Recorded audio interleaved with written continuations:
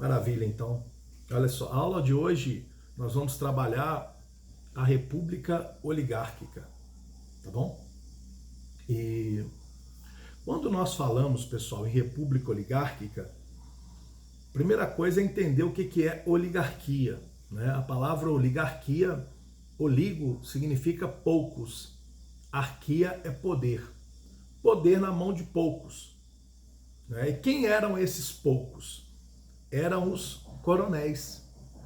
Meus amigos, é muito importante a gente definir hoje o que é coronelismo. Quando nós falamos em coronelismo, nós estamos falando do poder dos grandes proprietários de terra no Brasil. Os coronéis, eles tinham um grande mandonismo local, mandavam na sua região, né? Geralmente eram grandes proprietários de terra, latifundiários e, claro, produtores de café. Beleza, Eduardo? 12 pessoas aí já na nossa live agora, maravilha. Então, olha só, esses coronéis, e eles, engraçado, porque eles recebiam do presidente da República a patente de coronel, para comandar uma tropa de homens armados, mas eles não eram ligados ao exército, à vida militar, né? Como eles eram permitido a eles comandar uma tropa de jagunços, homens armados, eles eram chamados de coronéis e ostentavam esse título. Mas esse título não tem nada a ver com o militar. Coronelismo é um fenômeno político que aconteceu no Brasil durante a República Velha, e esse fenômeno político era o poder dado aos grandes proprietários de terra, os chamados latifundiários. Ok? Então, veja bem, o coronelismo, até que no meu livro, eu defino assim: coronelismo foi um sistema político que vigorou na época da República Velha, de 1889 até 1930, caracterizado pelo enorme poder concentrado em mãos de poderosos locais. Geralmente, um grande proprietário de terra, um dono do latifúndio. A denominação coronel refere-se aos coronéis da antiga Guarda Nacional, que eram, em sua grande maioria, proprietários rurais com grande base local de poder. Não é? Então, por que esses homens tinham muito poder no campo, né? A vida rural, na propriedade rural? Não podemos esquecer, pessoal, que 70% da população brasileira nessa época vivia no campo, vivia na zona rural. Então os coronéis, os latifundiários, tinham grande poder sobre as eleições, sobre a população. Nós vamos ver isso mais nessa aula. Então, o coronelismo aí está ligado então a essa sociedade agrária, né? Como é que sabia se esse coronel tinha muito ou pouco poder? O número, gente, de votos que ele recebia na eleição era um bom indicativo se ele tinha muito ou se ele tinha pouco poder. Então é importante lembrar isso aí, né? O poder do coronel se fazia nessas condições, com voto. Por isso nós vamos falar sobre eleições daqui a pouquinho. Mas tem uma frase que ela é importante para o início da República, logo que a monarquia acabou, que a República foi proclamada, que ficou muito forte. É uma frase que dizia o seguinte: essa não é a República dos nossos sonhos. Olha só, a frase de jornalistas na época. Essa não é a República dos nossos sonhos. Por que ele está falando isso? Porque todo mundo, gente, a palavra república, ela vem de res publicis, significa coisa pública, coisa do povo. E se tem uma coisa que essa república não é a do povo. A república não tinha nada a ver com aquilo que era do povo. Pelo contrário, o povo na República Velha vai ser extremamente excluído. Eles vão fazer de tudo, os coronéis, os grandes proprietários de terra, para excluir o povo do processo político.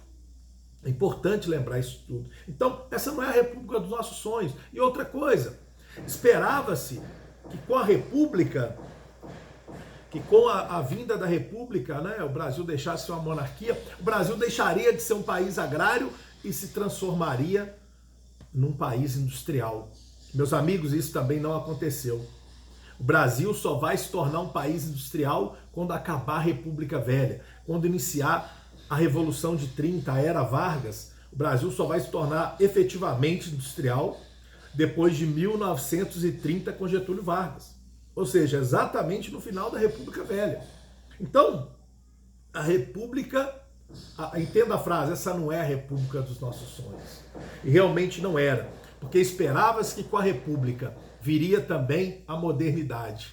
E infelizmente não veio. O Brasil continuava agrário, rural, né? E nada a ver com um país industrializado. Era o país do café. Né? Os grandes proprietários de terra que mandavam nesse país, o presidente era um cafeicultor, né? Toda a política nessa época era voltada para os grandes proprietários de terra, para os cafeicultores no Brasil. Bom, e uma coisa importante nessa época, pessoal, foi a Constituição de 1891. Ela foi importante porque essa é a primeira Constituição da República e a segunda do Brasil.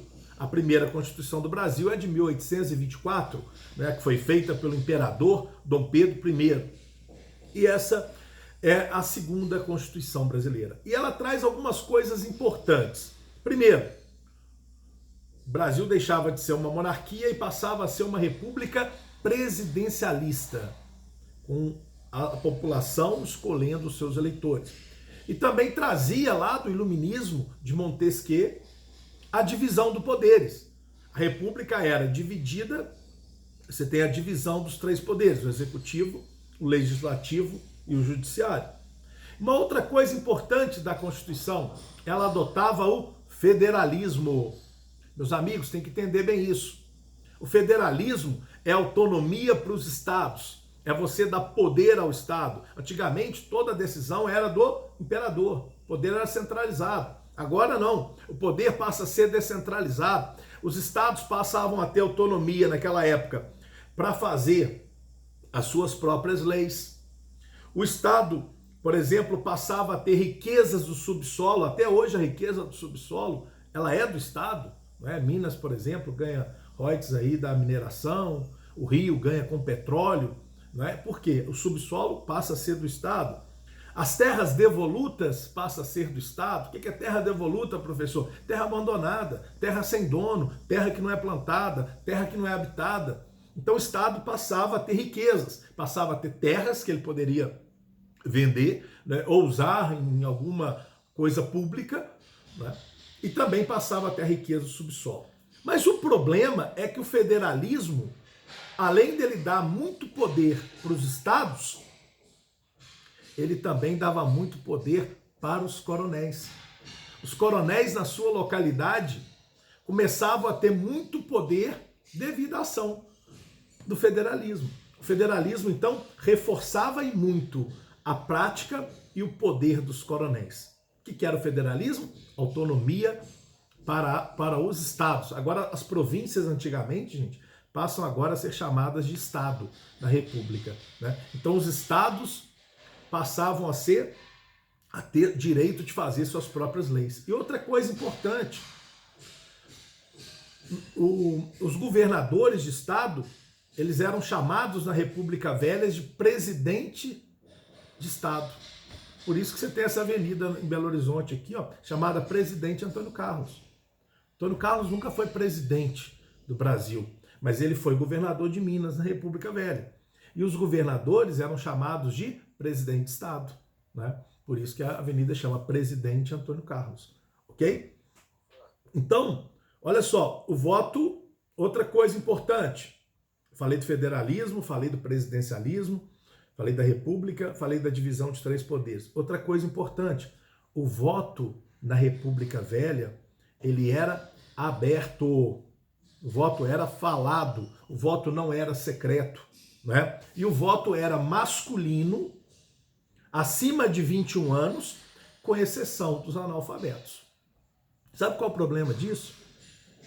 Com essa exceção dos analfabetos, os analfabetos só vão ter o direito de votar, gente, olha que interessante, na Constituição de 1988, a nossa hoje. Até em 88, os analfabetos ficaram excluídos do direito de voto. E sabe o que era analfabeto naquela época? É quem não sabia escrever o nome. Ou desenhar o nome, que a pessoa não sabia nem escrever, ela desenhava o nome. Se ela soubesse desenhar o nome, ela poderia votar. Ela poderia participar da eleição. E sabe quantos por cento de excluído que você tem nessa brincadeira? 80% da população na República Velha, ela era excluída do direito de voto. 80% da população masculina maior de 21 anos. Então você vê, era muita coisa. Essa era uma Constituição, então, que privilegiava o poder dos coronéis, como eu já disse aí. Bom, aí você vai perguntar, professor, e o sistema eleitoral? A Constituição trazia que o sistema eleitoral seria, o povo escolheria o seu representante. Só que tem um problema, também tem um problema. O sistema eleitoral na República Velha, ele é o quê? Ele era sinônimo de fraude eleitoral. Meus amigos, toda eleição na República Velha, ela era marcada por fraudes. Tem uma charge aí no livro de vocês, na página 21, que mostra uma pessoa saindo do caixão e votando, né, entregando o seu voto. Por quê? Tem gente que morria, mas o nome dele aparecia lá na votação, como se ele tivesse votado a favor do coronel. E tinha sempre o candidato coronel e a oposição. Né? E o interessante de observar é que o candidato do coronel sempre venceria. Às vezes ele era o próprio coronel, que era o candidato a prefeito, o candidato a deputado. Por quê? Havia naquela época uma comissão chamada Comissão de Verificação de Poderes.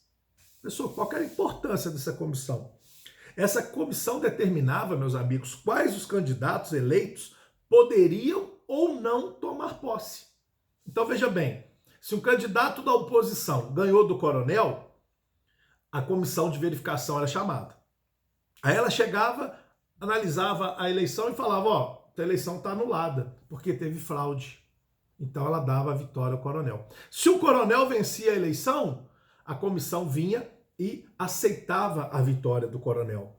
Então era impossível, praticamente, se o coronel fosse alinhado do governador e do presidente da República, ele perdeu uma eleição na sua localidade. Né? Bastava ele ser o quê? O coronel mais influente, né? Que ele certamente seria vitorioso nas eleições. Tinha uma outra fraude também que chamava curral eleitoral. Ou seja, o que é um curral? Quem tem um curral tem gado, né? Tem boi.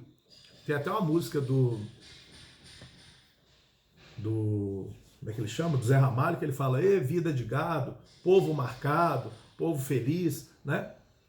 E é interessante observar esse tipo de coisa aí, porque, meus amigos, o curral eleitoral era quando o candidato, ele sabia exatamente quantos votos ele teria naquela localidade.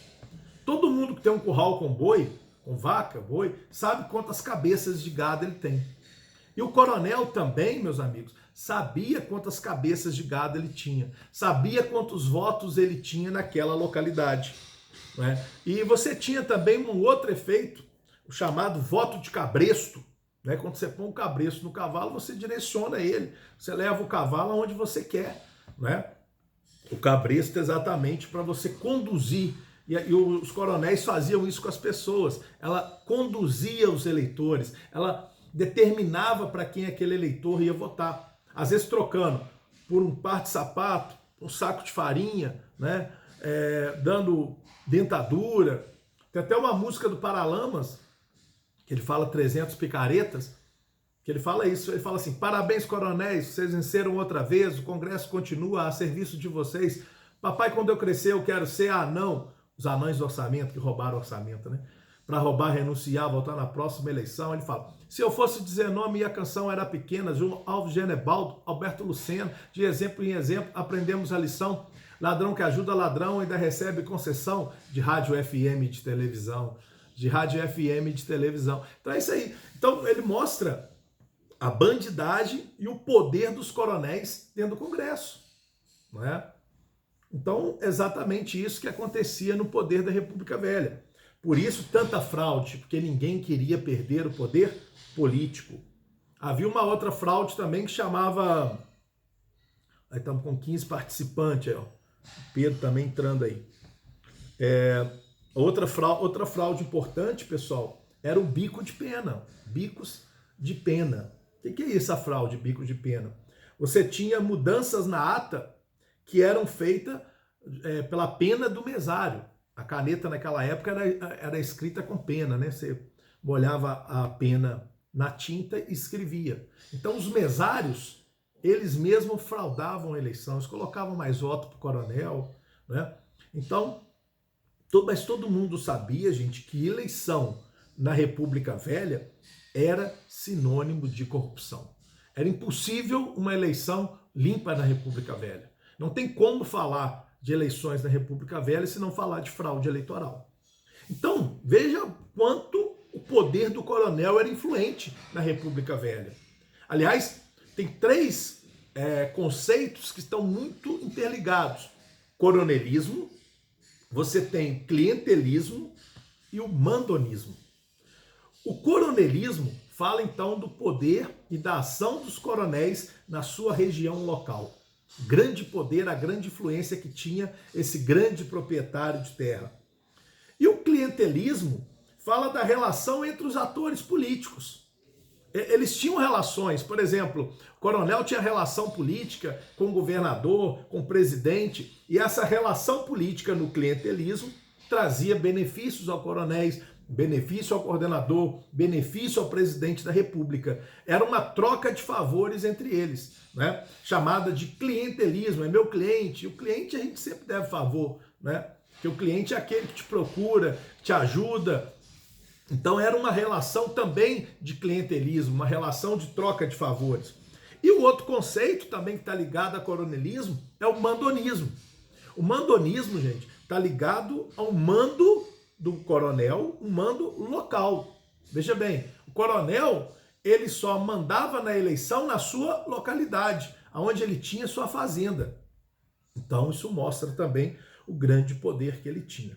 Bom, professor, você tem exemplos de clientelismo? Claro, política dos governadores, política do café com leite, né? O que foi essa política dos governadores? A política dos governadores, pessoal, foi uma política iniciada no governo Campos Salles. E essa política, o presidente da República, junto com os coronéis e os governadores, tinha uma troca de favor. Um favorecia o outro. Por exemplo, o governador ajudava o coronel a eleger um deputado federal, um deputado estadual. E depois, esse deputado estadual favorecia o governador, que também era eleito com a ajuda do coronel, e o deputado federal teria que votar nas ações do presidente da República, a favor do presidente. Então veja bem que o coronel podia escolher até quem ele elegeria. Só que ele teria certeza de uma coisa: quem foi eleito no estado vai ajudar o governador. Quem foi eleito como deputado federal vai ajudar o presidente da República. Por isso que a gente fala que a política dos governadores era uma política entre os governos que trocavam favores entre si. E a política do café com leite, pessoal? Só para você ter uma ideia, nessa época você tinha dois estados mais influentes: o estado de Minas e o estado de São Paulo. Então, dois estados muito influentes na história do Brasil, Minas e São Paulo. Minas, naquela época, tinha o maior rebanho leiteiro, por isso o leite ficou com Minas. E São Paulo era o maior produtor de café do Brasil. Então, a política do café com leite, a política entre Minas Gerais e o estado de São Paulo. E essa política consistia num revezamento entre os estados. Uma hora você tinha um presidente paulista, ele descia, outra hora um presidente mineiro. Outra hora, depois subia um paulista, mineiro, paulista. Só para você ter uma ideia, dos 10 presidentes da República Velha, 8 eram de São Paulo ou Minas. Então, a grande maioria dos presidentes ou eram paulistas apoiados por mineiros, ou eram mineiros apoiados por paulistas. Quase sempre a vitória era certa. Então, os dois estados que mais influenciaram na República Velha na política foi Minas e São Paulo. Então a política do café com leite seria isso, esse revezamento de mineiros e paulistas na presidência da República. Tá bom? É importante levantar isso aí.